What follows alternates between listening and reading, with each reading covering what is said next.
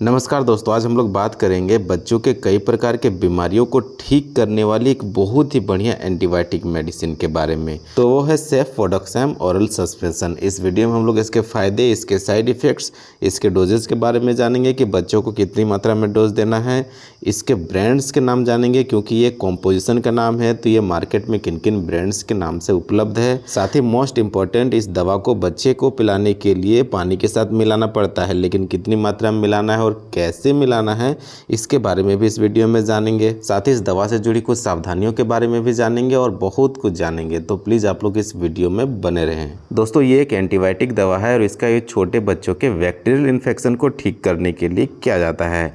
जैसे दोस्तों, अगर किसी बच्चे को निमोनिया की प्रॉब्लम हो गई है, लंग्स में किसी प्रकार का इन्फेक्शन हो गया है, यहाँ तक कि गले में भी इन्फेक्शन है, तो इस दवा का इस्तेमाल किया जा सकता है। इसके अलावा अगर बच्चे के कान में इन्फेक्शन हो गया है, कान में दर्द है, कान में सूजन हो गया है, कान से हल्का फुल्का पस निकल रहा है, तब भी इस दवा को दिया जा सकता है। साथ में अगर एलर्जी की प्रॉब्लम हो गई है, स्किन में एलर्जी हो गई है, स्किन से चकत्ते निकल रहे हैं, लाल दाने हो गए हैं, स्किन सूज सा गया है, तब भी इस दवा का इस्तेमाल किया जाता है। इसके अलावा दोस्तों, हाथ और पैरों में सूजन हो गया है, तब भी इस दवा का इस्तेमाल किया जाता है।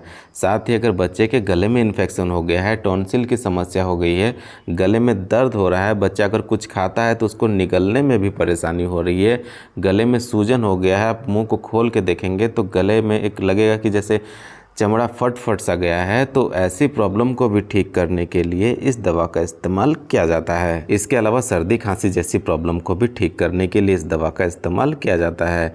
दोस्तों, पेट और हाथों में अगर इन्फेक्शन हो गया है, हड्डी या फिर ब्लड में भी किसी प्रकार का इन्फेक्शन है, तब इस दवा का इस्तेमाल किया जाता है। इसके अलावा दोस्तों, यूटीआई इन्फेक्शन हो गया है, यानी मूत्र मार्ग में इन्फेक्शन हो गया है, जैसे अगर बच्चा पेशाब कर रहा है तो पेशाब पीला आता है, पेशाब में करने के समय जलन होता है, पेशाब में ऐसा लगता है कि कुछ पस निकल रहा है, पेशाब रुक रुक के आता है, इन सभी परिस्थितियों के लिए इस दवा का इस्तेमाल किया जा सकता है। इसके अलावा दोस्तों, अगर बच्चे को बुखार हो गया है, चाहे वो नॉर्मल बुखार है या फिर टाइफाइड वाली बुखार है, इन सभी प्रॉब्लम को ठीक करने के लिए इस दवा का इस्तेमाल किया जाता है।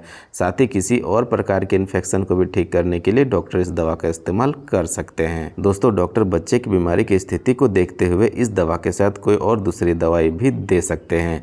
जैसे फ्रेंड्स, बच्चे को अगर बुखार हुआ है तो उसे पैरासीटामोल तो देना ही है, साथ में इस दवा को दिया जा सकता है। अब हम लोग सेफोडोक्सैम, जो कि एक सॉल्ट नेम है, कॉम्पोजिशन नेम है, इसके हम लोग ब्रांड्स के नाम जानते हैं, जो कि आपको बाज़ार में इस नाम से मिल जाएगा।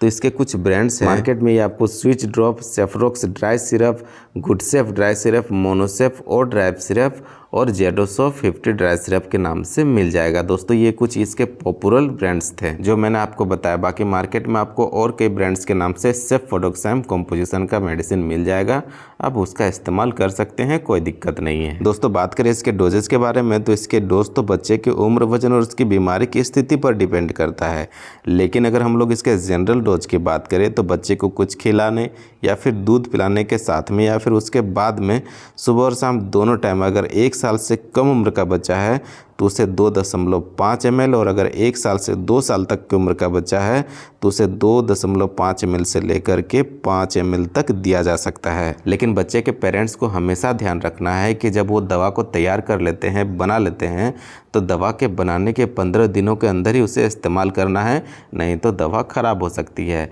ऐसा नहीं कि दवा को एक बार बना ले तो फिर 1 महीने 2 महीने के बाद भी जब बच्चे को प्रॉब्लम हो तो उस दवा को दे देना है, ऐसा बिल्कुल नहीं करना है।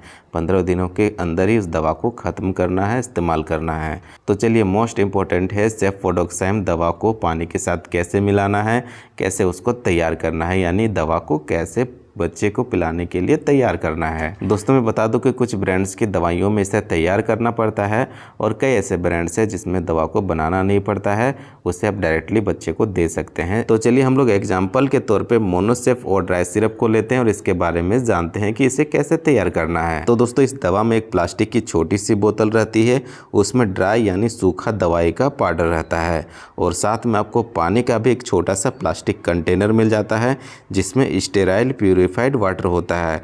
आपको इस पानी को ड्राई दवाई के पाउडर में डालकर अच्छे से सेक करना है, यानी अच्छे से मिलाकर हिला लेना है।